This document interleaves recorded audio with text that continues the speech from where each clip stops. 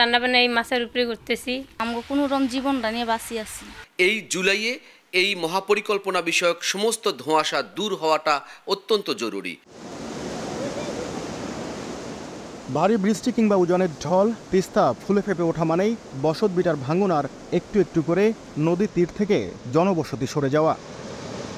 বেগম রোকেয়া বিশ্ববিদ্যালয়ের দুর্যোগ ব্যবস্থাপনা বিভাগের এক গবেষণার তথ্য অনুযায়ী যথাযথ পদক্ষেপের অভাবে গত ৪০ বছরে মূল প্রবাহের ৩ থেকে ৪ কিলোমিটার দূরে সরে গেছে তিস্তা। ক্রমান্বয়ে বড় হয়েছে বন্যা, ভাঙনের ক্ষয়ক্ষতি আর ঘর হারানো মানুষের সংখ্যা। রান্নাবান্না এই মাছের উপরে করতেছি। আমরা কোনোরকম জীবনটা নিয়ে বাঁচি আছি। বিছনাত ঘুম পারবে না, পাই না, রাস্তা খালি কোনো রকম করে হাঁটাহাঁটি চলাফেরা হয়েছে, চোখে তো দেখিনি। আমরা কোনো ত্রাণ কিছু চাই না, আমরা নদী শাসন চাই।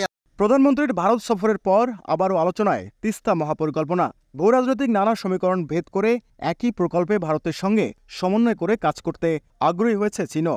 এই নদী গবেষকের মতে প্রধানমন্ত্রীর আসন্ন চীন সফরে ঝুলে থাকা প্রকল্পটির ইতি টানা জরুরি। চীন করুক, ভারত করুক কিংবা দুই দেশ একসাথে করুক, এই জুলাইয়ে এই মহাপরিকল্পনা বিষয়ক সমস্ত ধোঁয়াশা দূর হওয়াটা অত্যন্ত জরুরি।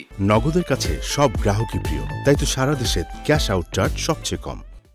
অধিকার কর্মীদের মতে চীন ভারত তিস্তা মহাপরিকল্পনায় কিভাবে সমন্বয় করবে সেটি দ্রুত পরিষ্কার করার সময় এসেছে।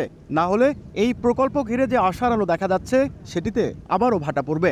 ভারত কোন পাঠে কাজ করবে এবং আর সমগ্র এই কাজটি কিভাবে হবে এটা কিন্তু এখনো পর্যন্ত আমাদের কাছে পরিষ্কার নয়।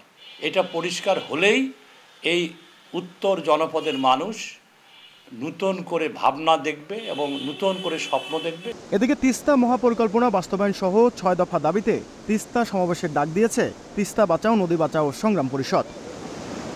নাজমুল ইসলাম নিশাত, সময় সংবাদ, রংপুর।